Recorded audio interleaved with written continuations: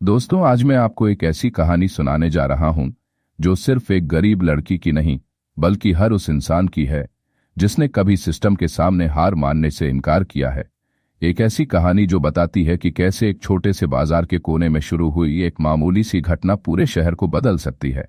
कल्पना कीजिए, एक व्यस्त दोपहर, शहर की सबसे पुरानी अनाज मंडी, सब्जियों के ठेले, मूल भाव की आवाजें, और इन सब के बीच एक साधारण सी दिखने वाली लड़की रश्मि। सालों से वो इसी जगह अपनी रोजी रोटी कमा रही थी, लेकिन उस दिन नियति ने कुछ और ही तय कर रखा था। उस दिन उसकी आंखों में जो चिंगारी भड़की, उसने सिर्फ एक व्यक्ति को नहीं बल्कि पूरे सिस्टम को चुनौती दे डाली। दोस्तों, ये कहानी नहीं, एक चेतावनी है सिस्टम के लिए, अन्याय के लिए और हमारे लिए भी। क्योंकि जब इंसाफ नहीं मिलता तो इंसान खुद अपना इंसाफ करने के लिए मजबूर हो जाता है। दोस्तों, कहानी को अंत तक जरूर देखना। रश्मि अपनी सब्जियों का ठेला लगाए बैठी थी। लगभग 30 वर्षीय रश्मि पीले और सफेद सलवार सूट में, उसके चेहरे पर सालों की अथक मेहनत की गहरी लकीरें साफ दिख रही थी। उसकी आंखों में एक अजीब सी चमक थी, थकान से परे एक अनदेखी चिंगारी जो दबी हुई बगावत की कहानी कह रही थी। आज तक उसकी जिंदगी सामान्य थी, लेकिन किस्मत ने उस दिन एक नया मोड़ ले लिया था। तभी एक कर्कश दबंग आवाज ने मंडी के शोर को चीर दिया। अरे वो लड़की, चुपचाप अपनी सब्जियां बेच, पुलिस से पंगा मत ले। यह आवाज थी बलदेव की, स्थानीय थाने का एक सिपाही जिसकी भारी भरकम काया और अहंकार पूरे इलाके में कुख्यात था। उसके ठीक पीछे उसकी परछाई की तरह उसका साथी किशन था, जो हमेशा बलदेव की हाँ में हाँ मिलाता और उसकी हर अनुचित बात पर सिर हिलाता था। रश्मि ने सुना, लेकिन उसकी पलकें भी नहीं झुकी। उसकी आंखों में आज कोई डर नहीं था, कोई हिचकिचाहट नहीं थी, बस एक धीमी सी दहकती आग थी। एक ऐसी आग जो कुछ ही मिनटों में पूरे शहर को अपनी चपेट में लेने वाली थी। यह वही पुरानी घिसी पिटी कहानी थी, लेकिन इस बार जवाब कुछ नया होने वाला था। हर हफ्ते की तरह बलदेव और किशन आज फिर हफ्ता वसूली के लिए आए थे। बलदेव ने अपनी कमर पर हाथ रखकर अकड़ते हुए कहा, रश्मि, इस बार आर 250 लगेंगे। बड़े साहब का आदेश है, ऊपर से भी दबाव है। उसकी आवाज में वही पुराना रब था जिसे सुनकर अक्सर बाजार के छोटे व्यापारी सिर झुका लेते थे और बिना कुछ कहे अपनी मेहनत की कमाई का एक हिस्सा उन्हें सौंप देते थे। रश्मि ने नीचे बिखरी अपनी सब्जियों को देखा, फिर अपने पर्स में झांका। कुल आवर्स 90 की बचत थी, जो उसने मुश्किल से दिन भर में कमाई थी। उसने दबी हुई लगभग फुसफुसाती आवाज में कहा, बाबूजी, पिछले हफ्ते तो RS 180 दिए थे, इस बार सब्जियां भी महंगी है, कुछ रहम कीजिए। उसकी आवाज में एक हल्की सी मिन्नत थी जो अक्सर उसकी मजबूरी और बेबसी को दर्शाती थी। ज्यादा जुबान मन चलाओ, बलदेव का धैर्य जवाब दे गया। क्रोध से तमतमाए हुए उसने रश्मि के ठेले को एक जोरदार धक्का दिया। ठेला लड़खड़ाया और ताजी धनिया पत्ती सड़क पर बिखर गई। हरी मिर्चें चारों ओर फैल गई और लाल लाल टमाटर लुढ़क कर दूर जा गिरे।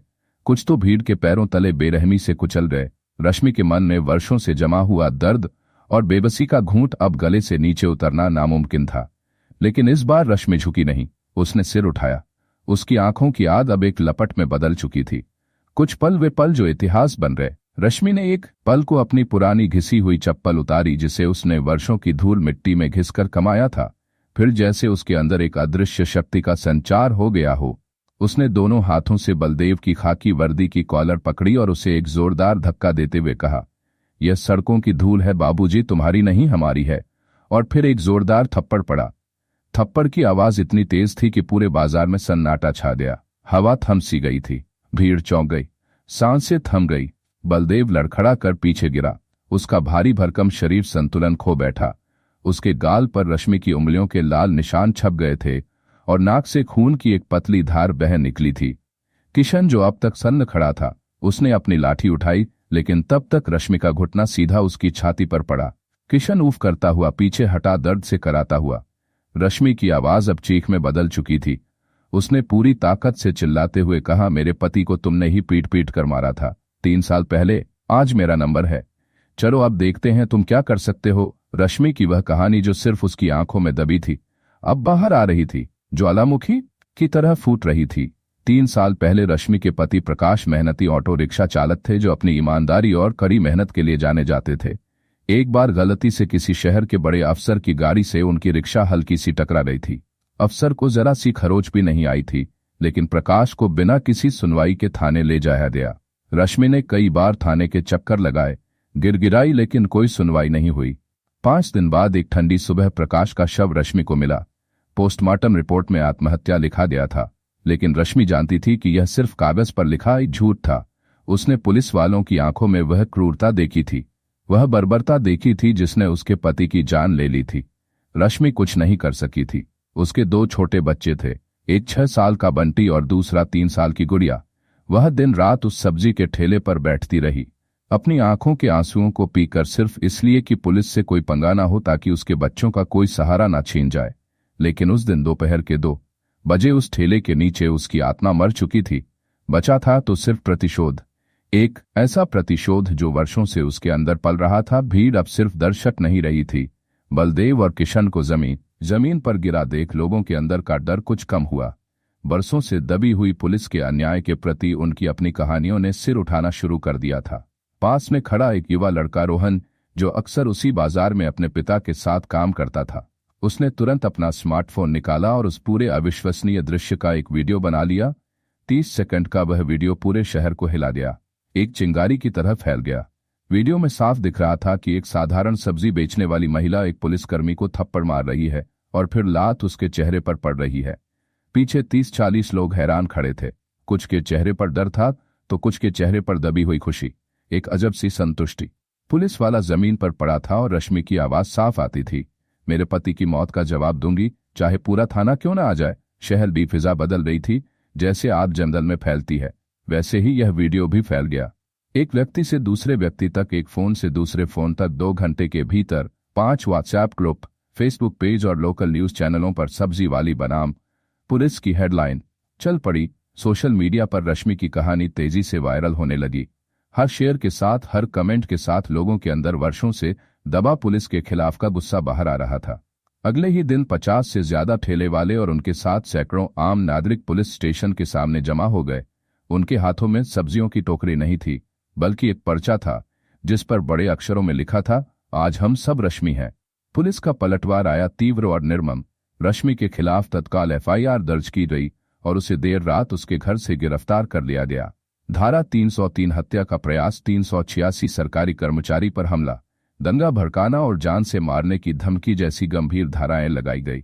रश्मि को हथकड़ी लगाकर थाने लाया गया, लेकिन उसके चेहरे पर एक अजीब सी शांति थी, एक विजय की मुस्कान, एक ऐसी मुस्कान जो कह रही थी कि उसने अपनी लड़ाई शुरू कर दी है।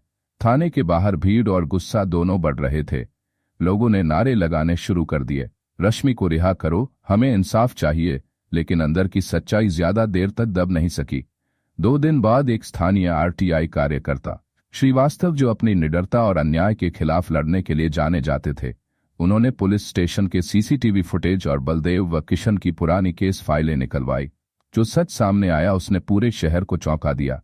पता चला कि बलदेव पर पहले से ही 8 शिकायतें थी, जमीन कब्जाना, छोटे व्यापारियों को धमकाना, अवैध वसूली, जिन्हें हमेशा सत्ता और पैसे के दम पर दबाया गया था। पिछले 2 सालों में 40 से ज्यादा सब्जी वालों से हफ्ता वसूली का रिकॉर्ड था, जिसके कारण कई छोटे व्यवसाय बर्बाद हो गए थे। और सबसे दर्दनाक बात, प्रकाश की मौत वाला केस दोबारा खुला और फॉरेंसिक रिपोर्ट में उनके शरीर पर बुरी तरह से पिटाई के निशान मिले, जो साफ साफ बता रहे थे कि उनकी मौत आत्महत्या नहीं बल्कि बर्बरता का नतीजा थी। पुलिस ने जानबूझकर तथ्यों को छुपाया था। ये नया सबूत सामने आते ही पूरे शहर का जनमानस रश्मि के पक्ष में हो गया। मीडिया ने भी इस कहानी को प्रमुखता से दिखाना शुरू कर दिया और राष्ट्रव्यापी बहस छिड़ गई। कोर्ट में सुनवाई हुई और फैसला आया जिसने एक मिसाल कायम कर दी, न्याय की एक नई परिभाषा गढ़ दी। 6 दिन बाद केस फर्स्ट ट्रैक कोर्ट में पहुंचा। जज ने अपने ऐतिहासिक फैसले में कहा, जब कानून के रक्षक ही भक्षक बन जाए तो जनता का प्रतिकार न्याय का ही रूप है। रश्मि दोषी नहीं बल्कि इस सिस्टम के लिए एक चेतावनी है। रश्मि के खिलाफ दर्ज एफआईआर खारिज कर दी गई। बलदेव को तत्काल प्रभाव से सस्पेंड कर दिया गया और उस पर आपराधिक मुकदमा चलाने का आदेश दिया गया, जबकि किशन का सुदूर ग्रामीण क्षेत्र में तबादला कर दिया गया, जहां वह कभी किसी को परेशान नहीं कर पाएगा। आज रश्मि कहाँ है? वह अभी भी ठेला लगाती है उसी मंडी में, लेकिन अकेली नहीं। हर गुरुवार को उसकी बगल में 3 और विधवा महिलाएं बैठती हैं, जिन्होंने भी सिस्टम की बर्बरता झेली थी और रश्मि की लड़ाई ने उन्हें भी अपनी आवाज उठाने की हिम्मत दी है। उनके साथ एक बूढ़ा फेरी वाला भी होता है, जिसकी छोटी सी दुकान पुलिस ने जबरदस्ती हटवा दी थी। और रोहन, वह लड़का जिसने वीडियो बनाया था, अब एक छोटी सी डिजिटल मार्केटिंग एजेंसी चलाता है और मुफ्त में रश्मि और अन्य स्ट्रीट वेंडरों की ब्रांडिंग करता है। उनके संघर्ष की कहानियां दुनिया तक पहुंचाता है, जिससे समाज में जागरूकता आती है और उस ठेले पर जो अब पहले से कहीं ज्यादा सम्मान से देखा जाता है, एक गर्व से भरा बोर्ड लना है। यह सब जहूं नहीं, यह इंसाफ की खुशबू है। रश्मि की कहानी एक प्रतीक बन रही है, प्रतीक उस अदम्य शक्ति का जो एक आम इंसान के अंदर होती है जब वह अन्याय के खिलाफ खड़ा होता है। यह कहानी हमें सिखाती है कि सच्ची ताकत बंदूक या वर्दी में नहीं होती, बल्कि हिम्मत, सच्चाई और एकजुटता में होती है। रश्मि ने दिखाया कि एक अकेली चिंगारी भी पूरे अंधेरे को रोशन कर सकती है। मीना अब सिर्फ एक नाम नहीं, एक प्रेरणा बन चुकी है। हर उस हिम्मत का जो वर्षों की चुप्पी के बाद शब्द बनती है, उस आंधी का जो अन्याय की जड़ें हिला देती है। आज जब वह ठेले पर बैठती है, लोग सिर्फ सब्जियां नहीं खरीदते, वे सम्मान देते हैं, सर झुकाते हैं। उसकी लड़ाई ने मंडी की मिट्टी को आवाज दे दी है और उसके हर कदम ने साबित किया है कि न्याय के लिए उठाया गया एक अकेला हाथ लाखों झुके सिरों को उठा सकता है। शायद मीना न्याय की देवी नहीं है, लेकिन वह उस उम्मीद की लौ जरूर है जो हर गरीब दबे कुचले इंसान के भीतर जलती है।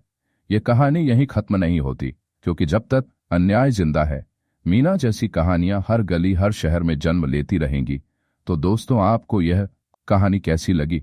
अगर अच्छी लगी हो तो प्लीज हमारे चैनल को सब्सक्राइब और वीडियो को एक लाइक जरूर कर दीजिएगा, जिससे हमारा हौसला और भी बढ़ता रहे। धन्यवाद।